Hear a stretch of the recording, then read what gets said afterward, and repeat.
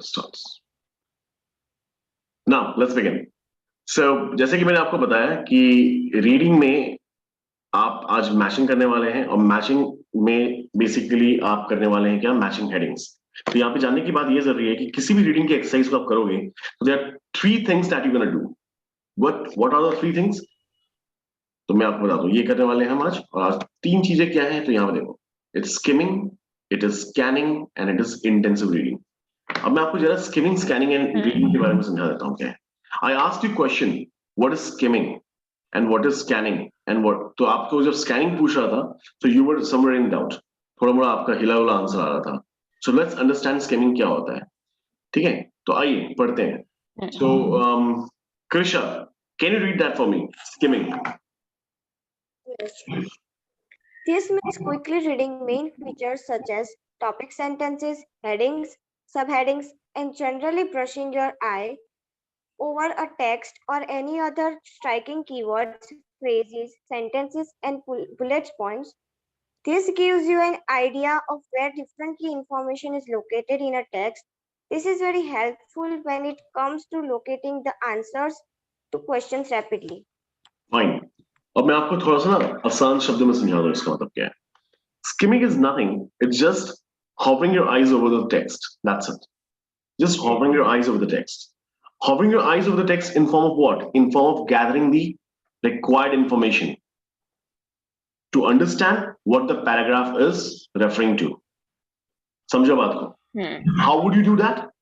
You skim by reading the first sentence of the passage paragraph and the last sentence of the paragraph. I repeat, how skimming is done, Krisha and Krishna, how skimming is done?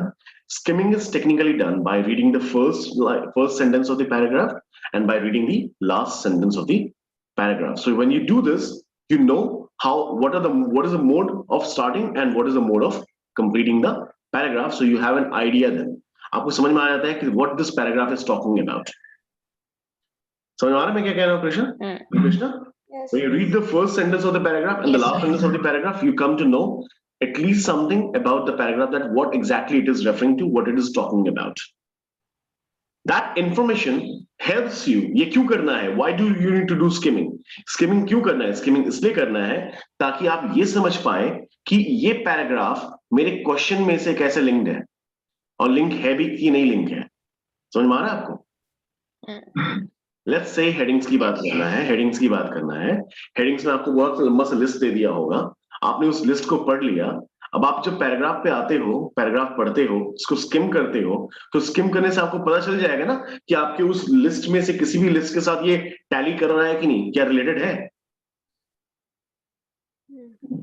Once you skim you get some information there, right? आप उस information को tally कर सकते हैं ना अपने list के साथ में, क्या वो किसी के साथ जा रहा है, और अगर जा रहा है then what you do, you make a rough note over there. Suppose करो वो फिफ्थ ऑप्शन आपको लग रहा है कि फिफ्थ सिक्स्थ ऑप्शन इसके साथ में जा सकता है, तो आप क्या करते हो, उस ए पैराग्राफ के बगल में लिख देते हो फिफ्थ और सिक्स्थ, ताकि आपको समझ में आ जाए कि ये फिफ्थ और सिक्स्थ हेडिंग के साथ कहीं ना कहीं टच में है। समझ में आ रहा है आपको?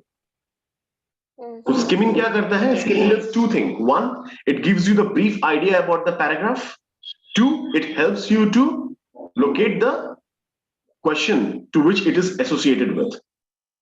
ये आपको हेल्प करता है ये भी पता करने के लिए कि कौन से क्वेश्चन के साथ ये लिंक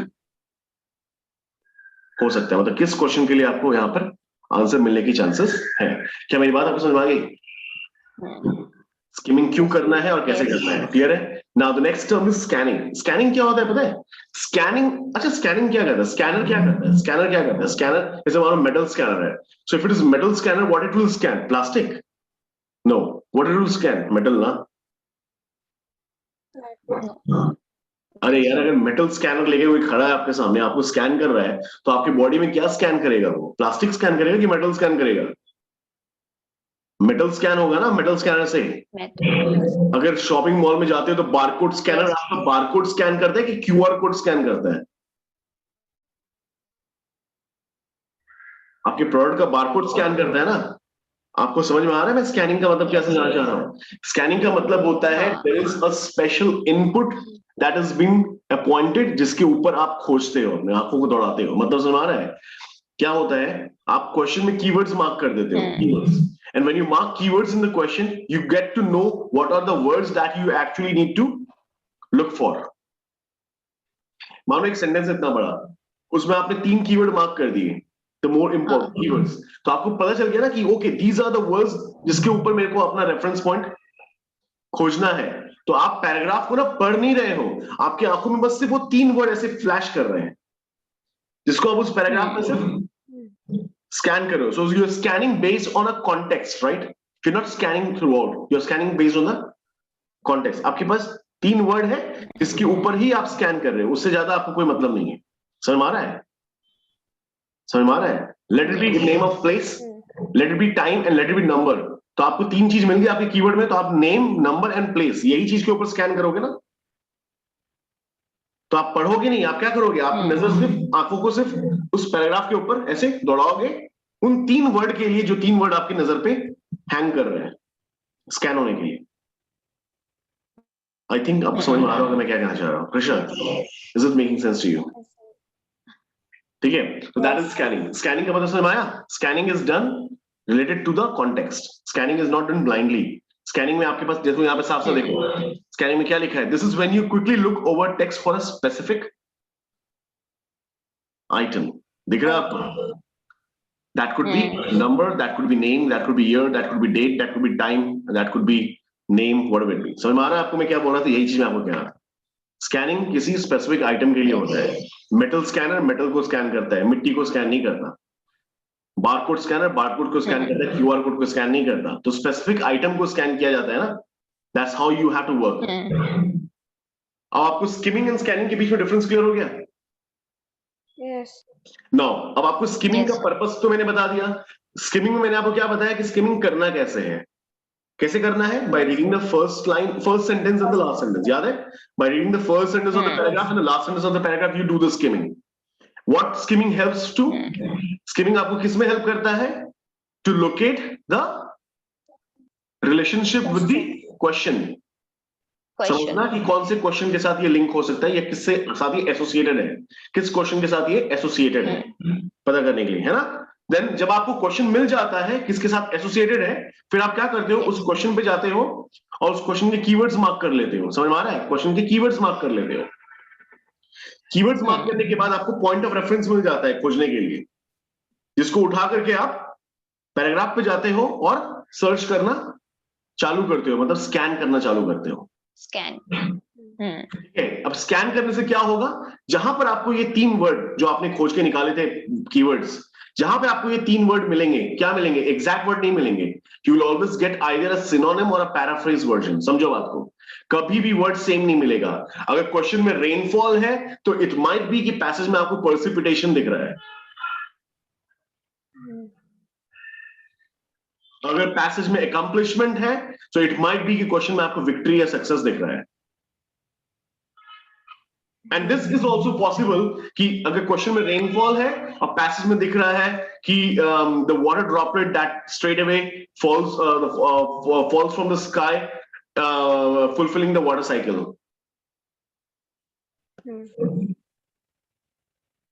क्योंकि पर्सिपिटेशन क्या होता है? पर्सिपिटेशन इज व्हाट? पर्सिपिटेशन का मतलब होता है मतलब पर्सिपिटेशन का मतलब होता है when the water is raised from the ground surface, when the water is raised to the ground surface and comes back to the ground from the sky. तो जब स्काई से पानी, जो भी पानी धरती पे आता है वो किस भी रूप में आए, आपके मिस्ट के रूप में आए, फॉग के रूप में आए, ड्यू के रूप में आए, रेनफॉल के रूप में आए, स्नो के रूप में आए, जिस भी फॉर्म में आ रहा है वो सारे के सारे फॉर्म क्या है? पर्सिपिटेशन है. आपको एक एग्जांपल देके समझा रहा था. पैराफ्रेज मतलब समझ आ रहा है? They won't give you a word, they will give you a line. तो व्हेन यू हैव 3 वर्ड्स, आपने क्या किया? कीवर्ड निकाल लिया. आपने कीवर्ड निकाला ना, अब आप कीवर्ड निकाल के उसको सर्च कर रहे हो ना, उसी को स्कैन कर रहे हो ना पैराग्राफ में. जब स्कैन कर रहे हो तो आपके दिमाग में आइडिया क्लियर होगा क्या कि बेटा स्कैन में ना मेरे को ये 3 वर्ड तो नहीं मिलने वाला पक्का, मेरे को क्या मिलेगा? इनसे रिलेटेड वर्ड, मतलब सिनोनिम्स, या फिर इनको बताते वाला कोई सेंटेंस मिलेगा, मतलब पैराफ्रेज्ड. तो जैसे ही आपको इनकी जैसा बात करने वाला कोई पॉइंट मिलता है, आप उस फटाक से पॉइंट को लोकेट कर लेते हो और उसको अपना रेफरेंस पॉइंट घोषित कर देते हो, मतलब बता देते हो कि वो रेफरेंस पॉइंट है। इसका मतलब क्या समझ में आया कि कीवर्ड का कोई भी ट्रैक आपको पैराग्राफ में मिला तो आप क्या किए, उस जगह को क्या किए, नोट कर दिए ना। इसका मतलब क्या हुआ, आप समझ गए कि इन तीनों कीवर्ड के लिए जहां जहां पॉइंट्स आया वहां वहां आपने नोट लगा दिया। इसका मतलब कि अब आपका आंसर इन्हीं नोटेड रेफरेंस पॉइंट के अंदर से आएगा। So scanning helps you to narrow down the process, isn't it? Yes. Scanning helps you to narrow down the process by creating the reference points. अब आपको पूरा पैसेज पढ़ने की जरूरत नहीं है। You got the place where you have to look for.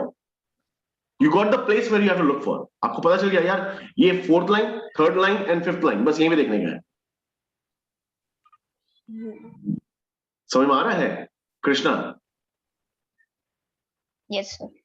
Right then. And उसके बाद आता है last, which is the most important, intensive reading. अरे बच्चे, रीडिंग है, पढ़ना तो पड़ेगा, there is no alternative. Listening है, सुनना तो पड़ेगा, स्पीकिंग है, बोलना तो पड़ेगा, और राइटिंग है, लिखना तो पड़ेगा। कोर प्रिंसिपल्स यही है इनके, करना तो पड़ेगा। अब आता है सबसे आखिरी चीज, आपको रेफरेंस पॉइंट तो मिल गया, 3 कीवर्ड मिले थे आपको, तीनों कीवर्ड ने पैराग्राफ में अपना अपना रेफरेंस पॉइंट बता दिया, हाँ कि ना?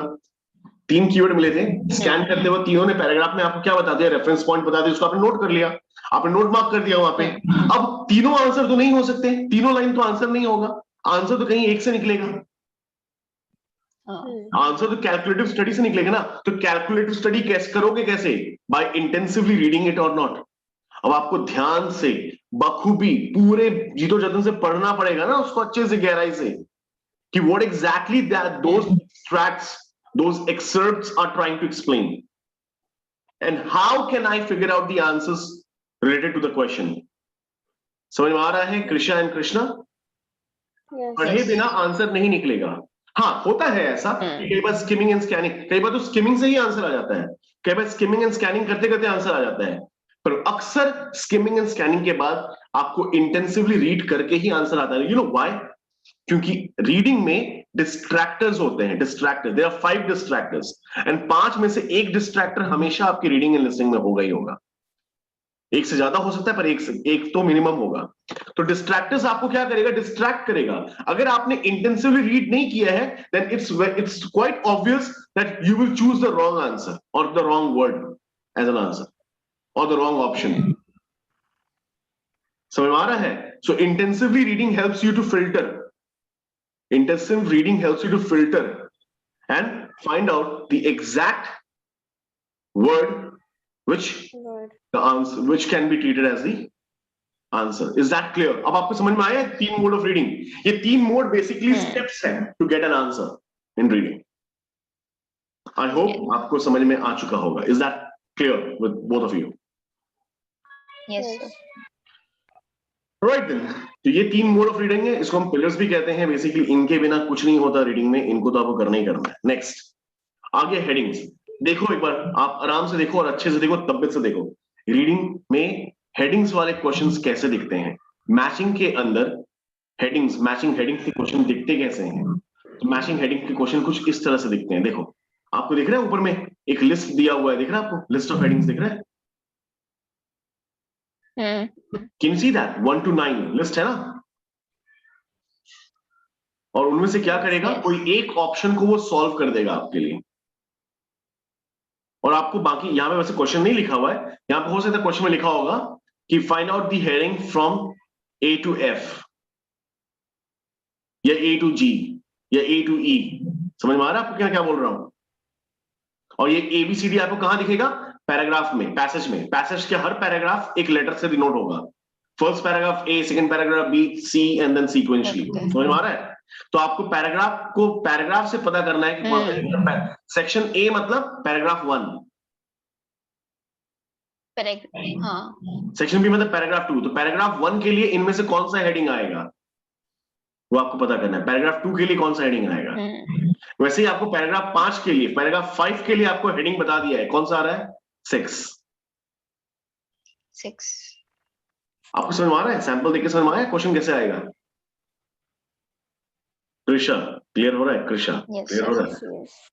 Okay, fine. Yes. Now,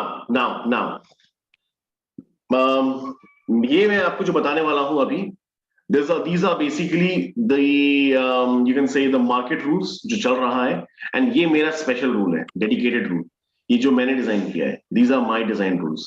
तो मैं आपको भेज दूंगा, लेकिन इसके लिए आपको वीडियो देखना पड़ेगा. ये पूरा वीडियो है, इसके ऊपर रूल्स को समझाते हुए नहीं, एक एक रूल को मैं एक्सप्लेन करूंगा डिटेल में, और साथ साथ रूल को मैं आपको कंसेप्ट को क्वेश्चन में लगा के भी दिखाऊंगा. मतलब I like help you to understand कि इन रूल के हेल्प से आप क्वेश्चन कैसे सॉल्व करते हो. So I will show you the real time application of the rule. समझ आ रहा है? That is the video about. तो इसके लिए एक वीडियो है which you have to watch. But before that पहले हम मार्केट रूल्स को समझ लें. मार्केट रूल्स कहता है कि भैया इंस्ट्रक्शन को केयरफुली पढ़ना. It's very important for you to read the instruction carefully. Now ध्यान से सुन लो, चाहे लिसनिंग हो चाहे रीडिंग हो. इंस्ट्रक्शन नहीं पढ़ा ना, यू आर फिनिश्ड. फिनिश. क्यों फिनिश? बिकॉज इंस्ट्रक्शन में एक्चुअली ट्रिक होता है. क्या ट्रिक होता है वो भी समझा देता हूं मैं तुम्हें. ध्यान से सुनो. इंस्ट्रक्शन में दिया है right in not more than 3 words. चलो इंस्ट्रक्शन में दिया right in not more than 1 word. Right. और आपने पैसेज पढ़ा ना, पैराग्राफ पढ़ा ना, वहां पे पैराग्राफ आपको प्रोवोक करेगा कि वहां पे आपको आंसर 2 या 3 वर्ड में ही दिखेगा. And you will lose that information कि भैया 1 वर्ड था. आपने फटाक से क्या करोगे, 2 वर्ड में आंसर लिख दोगे, क्योंकि पैराग्राफ में ऐसा सिचुएशन बना देगा, ऐसा सिचुएशन क्रिएट कर देगा कि आपको आंसर 2 या 3 वर्ड में ही दिखेगा. And then likely you will choose those 2 words as your answer, those 3 words as your answer. But instruction ने क्या define किया था? That you have to finish up, you have to mention your answer in just 1 word. आपके उस 3 word में या 2 word में 1 word जरूर आंसर होगा, बट अफसोस क्योंकि आपने 1 से ज्यादा वर्ड लिख दिया, खत्म.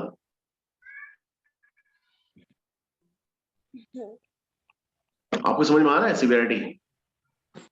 तो बेटा इंस्ट्रक्शन पढ़े बिना तो आप आगे नहीं बढ़ सकते. You have to read the instruction and then only you can go further. Instruction खाली पढ़ते नहीं, इंस्ट्रक्शन को तो बॉक्स में डाल देते हैं ताकि नजर के सामने रहे. Instruction is very important. Next, scheme the paragraph. ये तो पता है ना, फर्स्ट लाइन लास्ट लाइन बताया था ना मैंने. ये क्यों करना आपको मालूम है. Now next, label each paragraph. अब देखो, ये उनको करने की जरूरत है जिसको थोड़ा रीडिंग बहुत कमजोर है. अगर आपकी रीडिंग कमजोर है तो स्किम करने के बाद मैंने आपको क्या बोला था, what will happen when you will skim. So when you will skim the paragraph you will come to know what exactly that paragraph is talking about और रेफरिंग टू. हां कि ना? यही बोला था ना मैंने. If you can retain that in your mind, well and good. If you can't retain that in your mind, एक काम करो, पेंसिल लो और पैराग्राफ के बगल में छोटा सा कुछ लिख लो हिंट की तरह. समझ में आ रहा है क्या कहना चाह रहा हूं? If you can retain that in your mind, good. अगर आप रिटेन नहीं कर सकते, आपको लगता है कि दिमाग कमजोर है, तो आप एक काम करो, उसके बगल में कहीं पे लेबलिंग कर लो. मतलब थोड़ा सा छोटा सा लिख लो कि भाई ये पैराग्राफ ना इस बारे में बात कर रहा है, ताकि दोबारा आपको क्वेश्चन पढ़ने के बाद पैराग्राफ पढ़ने की जरूरत ना पड़े. आपको पता हो कि कौन सी बातें किस पैराग्राफ में है.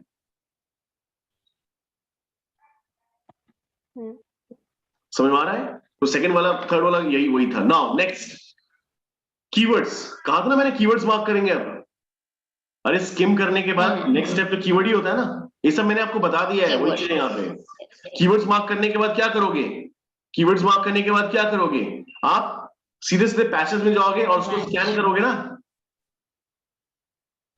स्कैन करोगे ना, फिर क्या करोगे? कंपेयर करोगे ना मीनिंग्स को. कौन से मीनिंग को? पैराग्राफ में जो मीनिंग वर्ड का निकल रहा है और जो आपके क्वेश्चन में वर्ड है, आप उसको कंपेयर करोगे ना.